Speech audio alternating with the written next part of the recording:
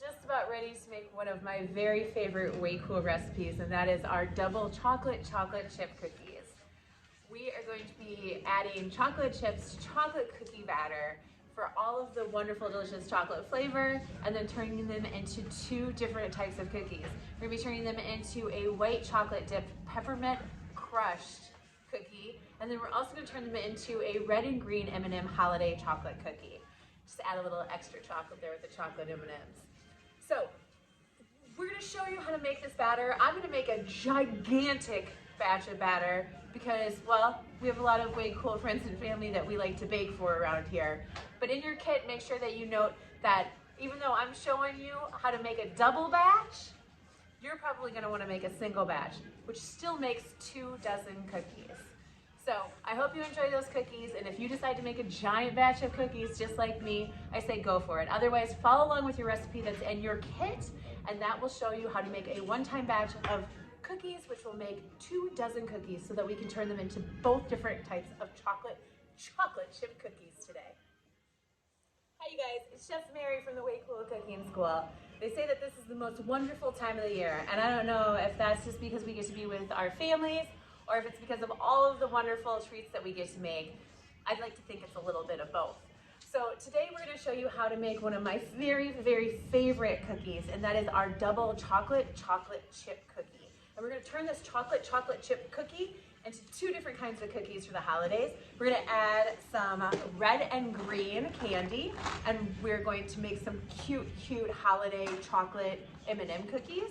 And then we're also going to take, and we're going to dip half of them once they've cooled into some white almond butter and put some little peppermint sprinkles on them, so it's a peppermint chocolate cookie. Both of these cookies would be delicious in front of a fireplace, watching your favorite Christmas movies, or sipping on a cup of hot cocoa. So let's get started. I've pulled everything that I need today for this recipe, and so we're going to walk through the ingredients here really quick first. I've got 4 sticks or 1 pound of butter. That means we're making a really big batch of cookies, and that is okay by me. I've also got 2 cups of sugar here, 1 cup of brown sugar, 1/4 cup of heavy cream, 2 teaspoons of vanilla. I've got 2 eggs, and then I also have a 1/2 teaspoon of baking soda, 2/3 cup cocoa powder, and 4 cups of flour. We also are going to be adding some chocolate chips into this, and so in our kits that came this week, a lot of these ingredients are pre-measured for you, ready to go. You are going to need to measure your flour here for this one, but you can dump that whole pouch of chocolate chips that came in your kit right into these cookies, and so they are going to be super chocolatey, and that is why they're such a great cookie. These cookies are also what I consider like a soft and fluffy cookie because they use baking soda instead of baking powder. So when they lift, they actually lift but stay nice and soft. So you get that great cookie moment when you bite into the first cookie. Okay, anytime you're making cookies, I would say that the best thing to do is we're gonna also grab all of the equipment that we need. So I'm gonna start with a really big bowl here so that we can make this really big batch of cookies. I'm also gonna add in, and we're gonna cream the butter and sugar first. So a lot of times when we do these cookie videos, I grab my trusty wooden spoon, but because this is such a large batch of cookies, today I'm going to be using my hand mixer. You can of course break this recipe in 2 and do half of a batch at a time if you'd like to. But we're going to make one big batch here, and then I'm going to show you how to turn it into the 2 different cookies after we get them baking in the oven. I'm going to unwrap all of our butter and get that ready to go. And then what I'm going to do is with the hand mixer is I'm going to start to cream just the butter by itself even before I add our regular sugar and brown sugar into it so that it gets nice and soft. Make sure that my attachments are in there all the way. If you've got a stand mixer at home, you of course can also put this in your stand mixer and do that in that as well. Always start off on low because you never know if your butter is going to fly up into your face, and then kind of adjust it as you get it going. This is also room temperature butter. That's very important. If it's too cold, it will just fly. And if it's too warm, we don't want melted butter because then our cookies will spread too much when they're in the oven.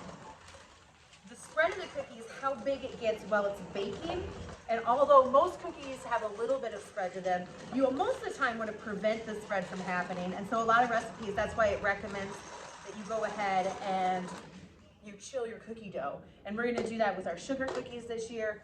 I always am doing that with basically any cookie. I give it just a little minute in the refrigerator or the freezer to let the dough chill out a little bit before I bake them so they keep the nice shape that you want. It's kind of a cool baking hack. Okay, our butter looks a lot like frosting, and so that means it's time to add in our sugar. You know, when you cream butter and sugar together, a lot of times they'll tell you that it should look light and fluffy, but when we add brown sugar, it's also very important. It's gonna kind of look a little bit like wet beach sand. So I'm gonna take and I'm gonna start with just the regular granulated sugar first and get that mixed in a little bit here. And then I'm gonna add my 1 cup of packed brown sugar. And the reason brown sugar is brown is because it also has molasses in it, which also adds to the gooey softness of this cookie. So without that molasses, you're gonna have just kind of a little bit crispier cookie, but with the molasses and the brown sugar, that gives you a much crunchier cookie, or softer, gooier cookie. Okay, so we're gonna get that going in here too. As they start to incorporate, I can turn the speed up on my hand mixer so that all of those wonderful sugars and butter get mixed together. And again, I grabbed the biggest glass bowl I could find here at the Wade Pool Cooking School. I might have needed a bigger one. This is gonna be a lot of cookies. Okay, again, that is why, if you wanted to do this in 2, you could split this batter in 2, also, it's cookie dough. I'm making sure that I'm turning the bowl as I'm stirring because that's gonna make sure that I get all of the sides and the bottom in. And the reason I opted for a glass bowl over a plastic or a metal one is because I like to see the bottom of my bowl and I can lift it up and I can see it from the sides and from the bottom. See what's going on in there. All right, I'm gonna turn my mixer blades up here really high and get some of that dough off of there. I'm always kind of cleaning up as I go here, get that cookie dough in there. The other thing that I am gonna grab is a spatula, and that's gonna help me scrape down the size of the bowl. This is really important to do if you're using a stand mixer so that none of the butter sticks to the middle or the inside part of the bowl. Okay, now we've got our creamed butter and sugar ready to go, which means it is time for us to add the liquids in. And so I'm gonna add in our heavy cream and our vanilla right off the top. And we're gonna get those mixed in there before we add our eggs in. And we're gonna add our eggs in one at a time and make sure that they are fully incorporated in as we go. All right, didn't take long to add that liquid in. And with our eggs, I always crack in a separate bowl just to make sure that they don't get any shells into our delicious chocolate cookies. Because it's much easier to take the shells out of a little bowl than it is to take it out of a big bowl with our cookies. All right, so I'm gonna dump that in. And I'm gonna scoop out one of those eggs here because I said I was gonna do it one at a time, and so I'm gonna do it one at a time. And I'm gonna stir that up. And the reason we're doing this is we want that protein from the yolk and the white to get all over the cookies and mix in very, very evenly. You don't want to end up with one cookie that has all of the egg in there, because then that cookie is going to be extra fluffy and then kind of deflate like a pancake. All right. So the dough is getting nice and soft, and I'm mixing all of that in there. Our wet ingredients are all taken care of. We've got our butter and our sugar, and our eggs and our vanilla and our cream. Those are all considered wet ingredients. Those are all in this bowl. I'm gonna set this to the side for just a moment so that we can show you our dry ingredients. And so what I'm gonna do here is I've got our 4 cups of flour, I've got our 2/3 cups of cocoa powder, and then we've got our 1/2 teaspoon of baking soda. And what we're gonna do in this bowl is we're gonna take and we're gonna gently whisk, and I'm not adding air, so I'm gonna use one of these skinny whisks so that I can just mix them all together. And this will help bind the cocoa powder into the cookie.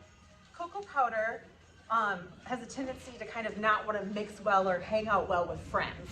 And so by pre-mixing it with the flour, it's gonna help that kind of come together a little bit easier. It's also gonna help mix in that baking soda, so again, that's evenly distributed throughout your whole cookie. Okay, now we're gonna add our dry mix into our wet mix. This is gonna be a lot of cookie dough. I'm gonna roll up my sleeves and we're gonna do this. I'm gonna add just a little bit at a time. I like to kind of work in thirds, and that helps me get it all fully incorporated without flour going everywhere and cocoa powder going everywhere on me in the kitchen. Believe me, these are mistakes that I've made, and I've made them so you don't have to make them. All right, start low Mix that cocoa in. Now, as we're adding the dry stuff, your dough is gonna get thicker and thicker. Don't be worried about that because you're adding dry stuff to wet stuff. It should be getting thicker and thicker. All right, so stirring that in there. Okay, so we've got 1/3 in there. So now I'm gonna add the second third part of our dry ingredients into this bowl, and we're gonna stir that up. Again, working from the center here so that it incorporates and I don't get too much of it on the counter as I'm kind of working it in here. And then at any given point, you can kind of take, and if you need to, scrape down the sides of their bowl. You're gonna notice that the cocoa powder turns a richer, darker, fudgier color as you get it mixed in. And as you go, you can kind of turn your mixer up a little bit higher and keep going and keep mixing it in. Again, this is a drier dough, and so it's not gonna be a wet. Sometimes we have some cookies that are drop cookies that will have a very, very wet dough. These are a drier dough. All right, and I got the last third of the ingredients in there. And now what we're gonna do is we're gonna take and we're gonna turn the mixer on, and we're gonna continue to mix this until it turns into dough. So I'm gonna start on low. Always start on low, otherwise you get cocoa all over the place. All right, we're gonna keep going here. And then when we're finished, we're gonna come back and I'm gonna show you how to scoop these and turn them into our delicious peppermint cookies and our M&M holiday cookies. All right, that's coming up here in just a second. Hi everybody, so I've been mixing this gigantic batch of chocolate cookie dough for about 4 full minutes.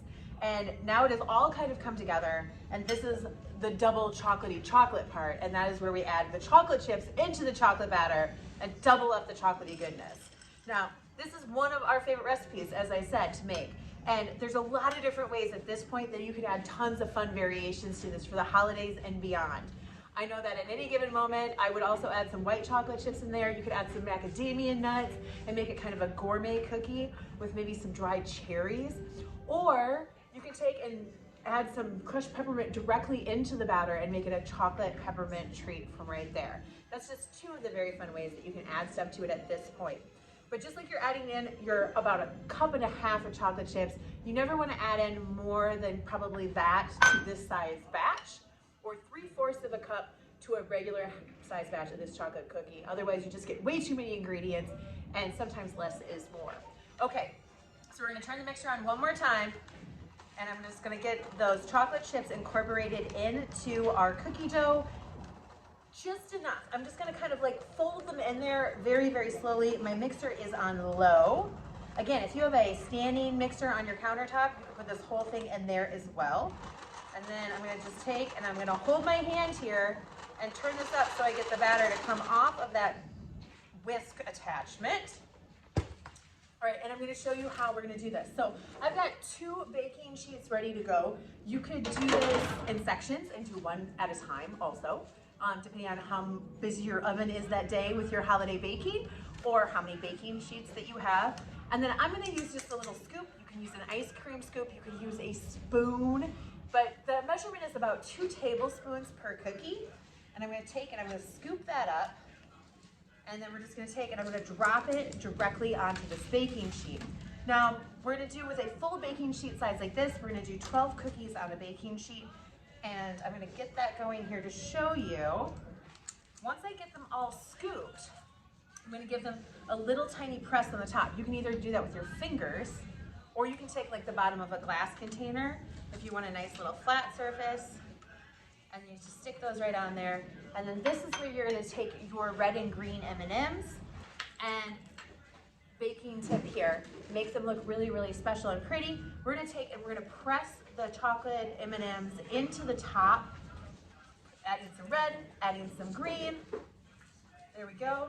And I'm gonna kind of evenly distribute the M&Ms all over the top of it. So before they even go into the oven, they look cute as a button with the little red and green M&Ms on top of it. And then we're gonna chill this dough for about 15 minutes. And that again is so that the dough can kind of stay nice and firm. That butter, if it got to room temperature in your kitchen, can refirm up so that your cookies don't spread into thin chocolate pancakes when they're in the oven. All right, so I'm gonna keep adding chocolate and adding some M&Ms to that. The second half of the batch, which is reserved for this baking sheet, I'm gonna go ahead and I'm just gonna scoop those, flatten them out, and I'm gonna bake them. Because when those are done baking, we're gonna dip them into some white candy melt and put the crushed peppermints on top of it. So that's coming up here in just a few moments. Hi you guys, our first batch of cookies is out of the oven. These are our chocolate with the M&Ms in there. So we chilled them in the refrigerator for a little bit, popped them into the oven, and what I'm looking for here to take them out is that if I carefully, because these are hot, lift up and they're set on the bottom of the cookie, then they're good to go. Also, the M&Ms just start to kind of crack on top, and I don't want them to break open and melt, so that is also a good sign.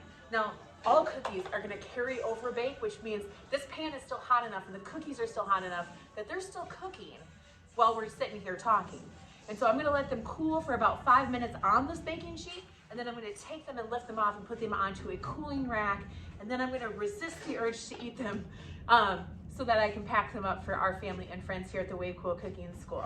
Our other batch of cookies is just about ready to come out of the oven, and when they do, we're gonna let them cool completely, and then we are gonna dip them into the white chocolate and add our peppermint crumbles on top. So in your kit, you got a bag of peppermint pieces.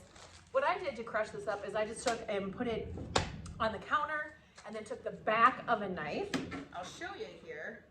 I grabbed one of these big chef knives. Now, you can also use a tenderizing hammer or a rolling pin if you have one too, but kind of what works nice is the non-sharp part of the knife, and you just kind of take and tap at it. You don't need to chop at it, just little taps will break that peppermint up, and then that is ready to go. And then the other thing you would want to do while you're waiting for your cookies to cool is melt your white melting chocolate. Now remember, in your kit, the white melting chocolate is for 2 projects. It's for both our melted snowman almond bark candy treat and for dipping these cookies in. And so if you're gonna melt it all, and you might wanna plan ahead and decide to make your melted snowman treat too. All right, well, I'm gonna wait for our cookies to cool, and then we'll show you how to decorate them. 'Tis the season to deck the halls, or at the Way Cool Cooking School, deck the cookies full of candy. Our delicious chocolate chip cookies are out of the oven. I've cooled them off completely. They're cool to the touch. And now I've also taken and melted some of our white candy melts in a small glass bowl. Please be careful when you take it out of the microwave, because sometimes the glass can get a little hot, and we don't want any burnt fingers or dropped chocolate all over the floor. And this is a project, again, you may want to ask your grown-up for a little bit of help with. Now, to finish off these cookies, what I'm going to do is I'm just going to take and I'm going to dip them in, so I cover half of the cookie in the delicious white chocolate here. And then I'm going to take and set it right back down on the same parchment paper that the cookies have baked and cooled in. And then I'm going to take some of our crushed peppermint candies, and I'm just going to sprinkle that over the top of the chocolate dip side. So this is still a little drippy here, but you can see. So I have a half chocolate, half white chocolate, and peppermint dipped cookie. And you're just going to continue to do that until I run out of chocolate or until I run out of peppermints. Now, the fun thing about this cookie too is that there's a lot of different variations of this cookie, and so if you wanted to make it super, super chocolatey, of course you could dip it into dark chocolate as well, or chocolate, melting chocolates if you have that around your house. And as far as kind of what you sprinkle on it, I know that not everybody is a peppermint lover, and so you could certainly put crushed up M&Ms or do like a caramel drizzle with some pretzels, would be really, really super good and tasty too. Lots of fun ways that you can get creative and turn this delicious chocolate chip cookie into your very own family signature cookie.